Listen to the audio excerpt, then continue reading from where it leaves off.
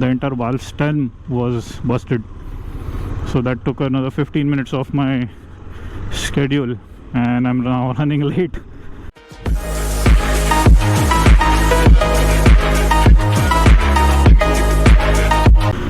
So here we are in the second video. I am just off to Lower Parel for a quick meeting with an associate, and I just took out my bike after almost 4-5 days, if I'm not wrong. The day began with a busted tire. The tire pressure had been dropping considerably for the past couple of days, and I was kind of filling it up with air.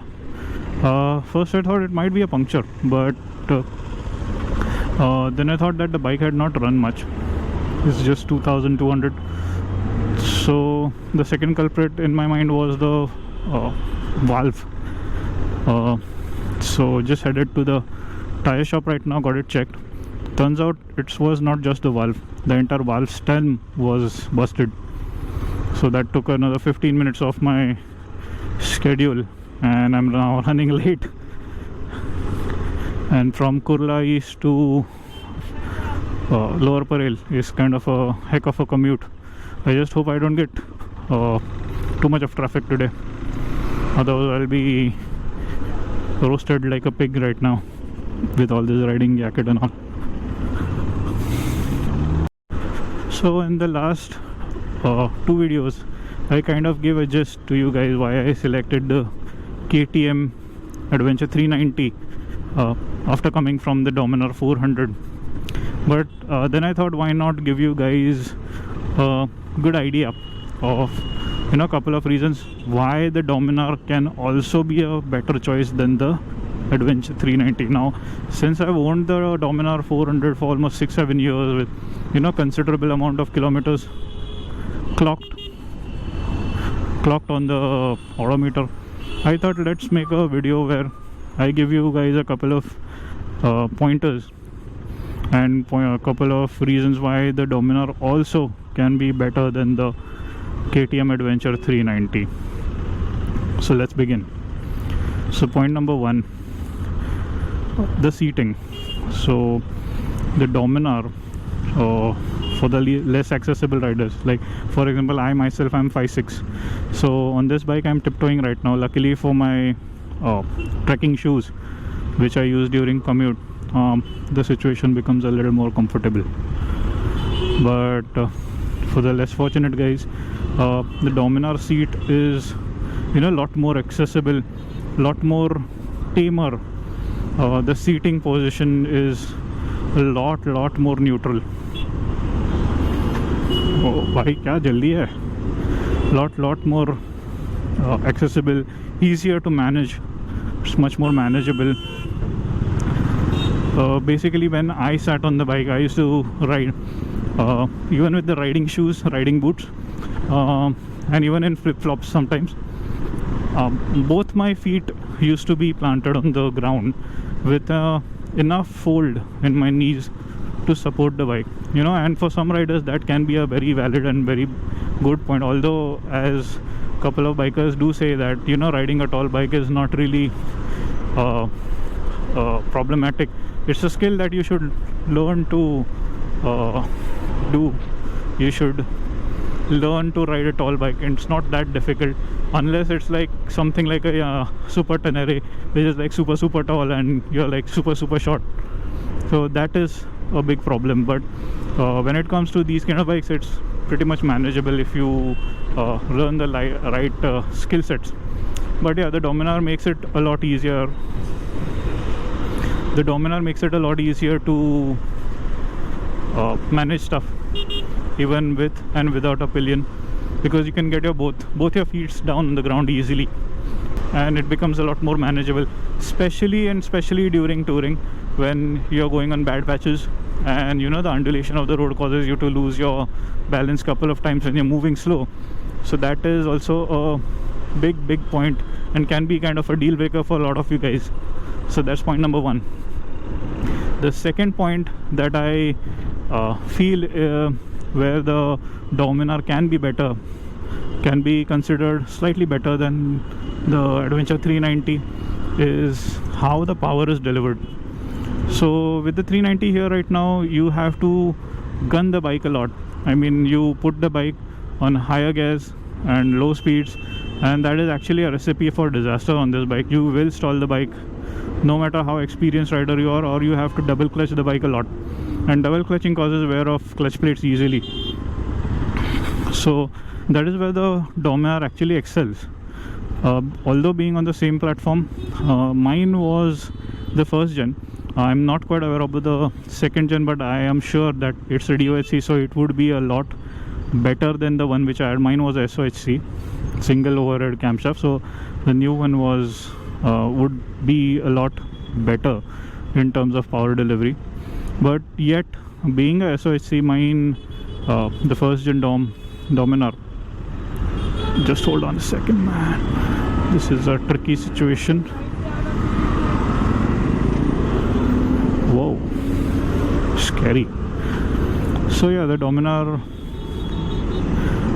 the way, it's not how much power the Dominar has. Mine was not that powerful compared to the new version. The new version is, I think, about 40 bhp odd, but the older version, even though slightly less powerful, the way the power was delivered, it was more or less linear.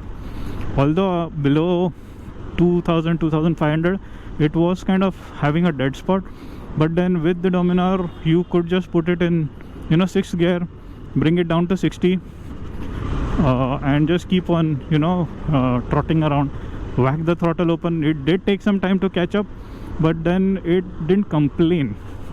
As with the case with this KTM, no boss, this thing doesn't like lower speeds and higher gears. It is, the power delivery is, from 0 to 4000 pretty decent. From 4000 upwards, it's slightly fast, and above that it just becomes very exciting and very abrupt. It's a fun loving motorcycle and doesn't like to be ridden slow. So that's another point which I feel that the Dominar can excel in terms of ownership. I mean, which you guys could probably consider and can also be a deal breaker for a lot of you guys.